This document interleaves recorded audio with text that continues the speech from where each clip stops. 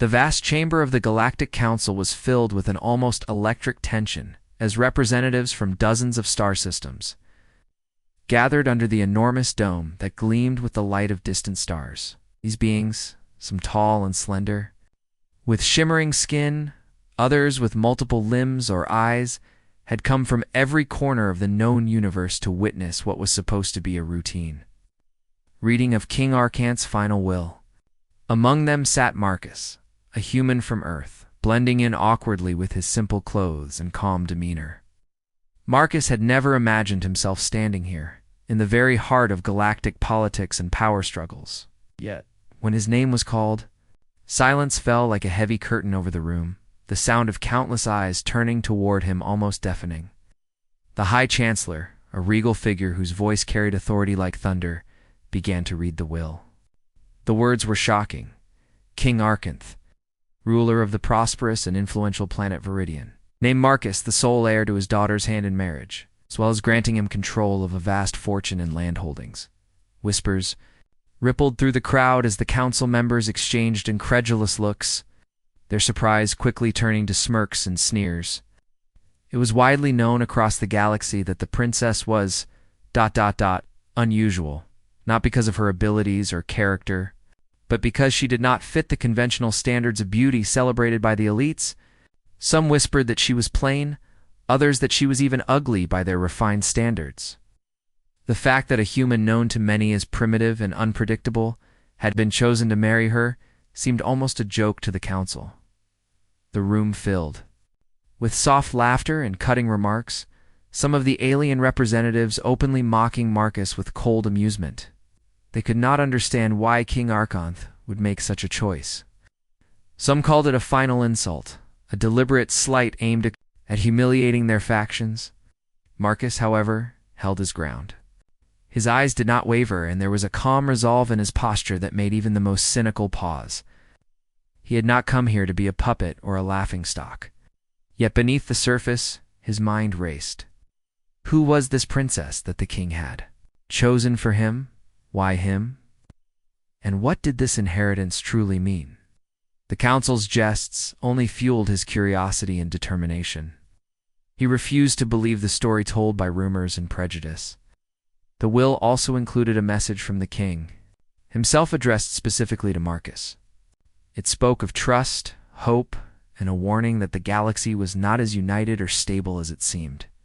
There were forces working in the shadows, waiting to exploit division and weakness.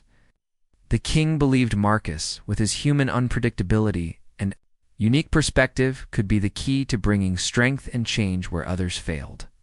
As the reading ended, a tense silence followed, broken only by the whispers of disbelief and quiet discussions about what this meant for the balance of power. Marcus knew his journey was just beginning. Outside the chamber, he could feel the weight of countless eyes, watching, judging, and doubting him.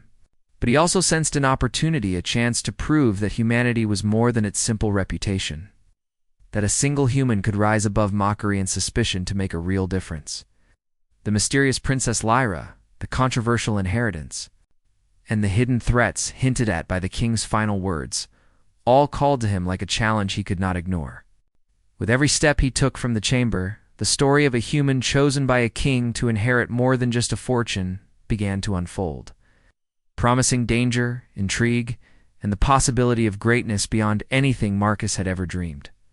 Marcus's journey to Viridian was long and filled with anticipation, his thoughts swirling with the rumors he had heard and the mocking words from the Galactic Council still echoing in his mind. The planet itself was unlike anything he had seen before. Vibrant world of sprawling green forests, shimmering crystal cities, and skies painted with hues of purple and gold. The atmosphere was thick with energy, as if the land itself held secrets waiting to be uncovered. When Marcus finally arrived at the Grand Palace, he was led through endless corridors lined with statues of past rulers, their stern faces reminding him of the weight of history he was stepping into. Last, he was brought before Princess Lyra, and the moment was unlike anything he expected. The stories from the council had painted a cruel picture and image of a woman whose looks would shock and disappoint. But as Marcus stood before Lyra, he saw a presence that commanded respect and attention. She was tall and strong, her features sharp and striking in a way that defied the narrow definitions of beauty spoken of by the council. There was a fire in her eyes, a sharp intelligence that seemed to see right through any pretense. Lyra's reputation as a brilliant strategist was not exaggerated.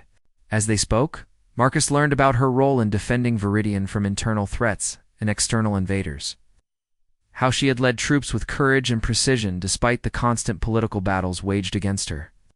Lyra's kindness surprised him too. Beneath her tough exterior was a person who cared deeply for her people and wanted peace more than power.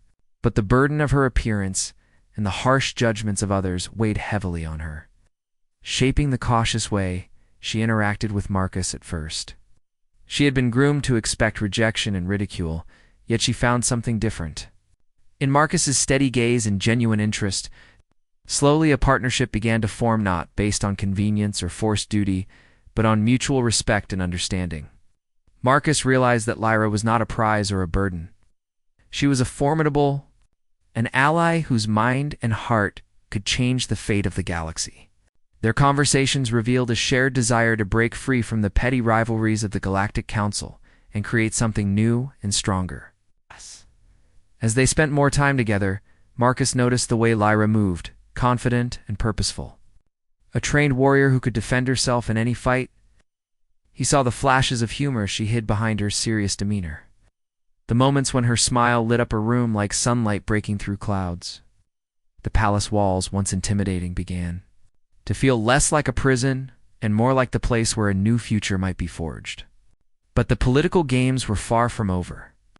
Whispers of dissent and plots reached Marcus's ears, reminders that not everyone welcomed this unexpected alliance. Some factions still mocked the human and the ugly princess, refusing to see the strength that lay beneath. Marcus and Lyra knew their journey would be filled with challenges, deception, and danger, but together they felt ready to face whatever came next. Their meeting was not just the beginning of a marriage or an inheritance. It was the start of a powerful partnership that could change the course of history and silence the laughter of the council forever. Marcus and Lyra's bond grew stronger with each passing day, their connection deepening not only through shared moments but also through the heavy weight of the challenges they faced together. As they spent more time within the walls of Viridian's palace, whispers of a dark conspiracy began to surface, carrying a chill that unsettled even the bravest among them. Soon became clear that a rival faction within the Galactic Council was quietly maneuvering to strip Marcus and Lyra of their hard-won inheritance. This faction, composed of powerful and greedy leaders from wealthy star systems, aimed to seize control of Viridian's abundant resources, minerals, energy sources, and technologies that could tip the balance of power in the galaxy. Their plan was cunning and cruel by discrediting King Arcant's will and painting Marcus as an unworthy outsider. They hoped to rally enough support to force the council to nullify the marriage and transfer control to their own representatives. Marcus, who was still learning the subtle games of interstellar politics, found himself relying more and more on Lyra's sharp mind and experience.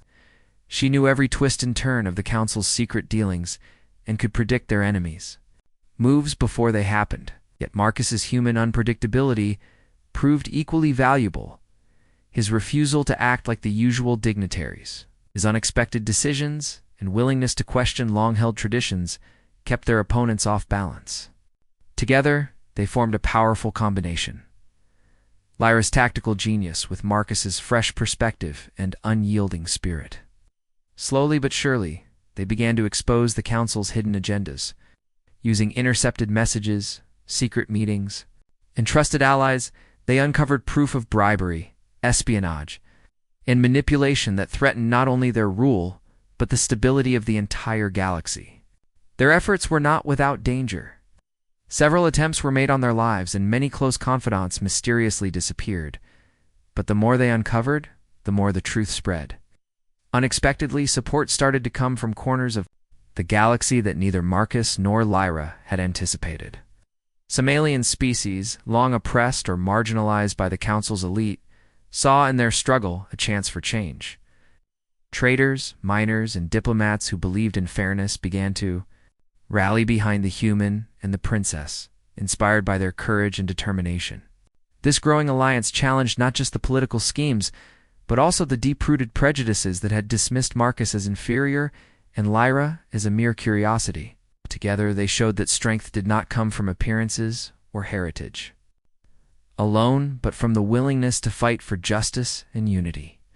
The tension in Viridian and the Council grew thicker with every passing day. The eyes of the galaxy watching as two unlikely leaders rose to challenge the old order. For Marcus and Lyra, every victory was bittersweet, knowing the hardest battles still lay ahead. But they were no longer just heirs to a contested inheritance. They had become symbols of hope, proving that when humans and aliens stood together, the galaxy could become a place where all could thrive, free from scorn and division. The day the rival faction chose to strike was heavy with the weight of impending doom, and the skies over Viridian darkened not just with storm clouds, but with the approaching fleet of warships. Sleek and ominous, bearing the insignias of the Council's most powerful enemies. These forces, armed with the latest weaponry and backed by overwhelming numbers, seemed unstoppable. Their goal was clear: to crush Lyra's rule, erase Marcus's claim, and seize Viridian's valuable resources for themselves. From their command center within the palace, Lyra stood tall and unshaken, her eyes scanning the battlefield spread before her. She knew the importance of every decision she made, aware that defeat would mean not just losing power, but the destruction of everything she and Marcus had fought for. Beside her, Marcus's mind raced with strategies unfamiliar to the galaxy's usual way of war. Unlike the rigid, predictable tactics favored by the Council's elites, Marcus thought outside the box, sometimes recklessly, but always effectively. His human ingenuity sparked new ideas that blended technology with raw human instinct and unpredictability. They coordinated their forces carefully, using every advantage the planet's unique terrain offered. Viridian's thick forests, deep ravines, and twisting canyons became traps and shields, allowing smaller, more agile forces to harass the enemy's larger armies. Lyra's intimate knowledge of her home world gave their troops a home field advantage unlike any other.